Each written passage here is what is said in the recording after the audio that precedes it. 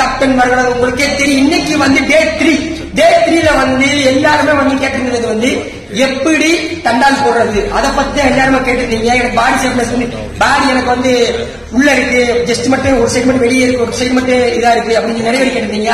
அதுக்கு இந்த வீடியோ வந்து நம்ம பண்ற ஒர்க் அவுட் வந்து கரெக்டா பண்ணணும். அதே மாதிரி வந்து எல்லாருமே வந்து ஒர்க் அவுட் பண்ணும்போது நமக்கு தேவையானது என்ன அப்படின்னு சொல்லிட்டு தான் பார்க்க போறோம்.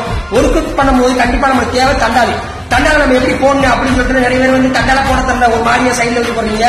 அதை பத்தி பார்க்க போறோம். வாங்க ஃபர்ஸ்ட் வந்து தண்டால போடாது, எனக்கு தண்டால போடவே தெரியாது, புதுசா வராது அப்படின்னு சொல்ற ஆள் வந்து பாருங்க, கையை வந்து இந்த மாதிரி வச்சு நல்லா பாடி வந்து ஸ்டிச் பண்ணி இந்த மாதிரி ஒரு 10 செகண்ட் நின்று பாருங்க, ஒரு கையில நல்லா பேலன்ஸ் கிடைக்கும். இந்த மாதிரி இருக்கும்போது ஒரு கையில பேலன்ஸ் கிடைக்கும். அது தண்டால போடும்போது இங்க பாருங்க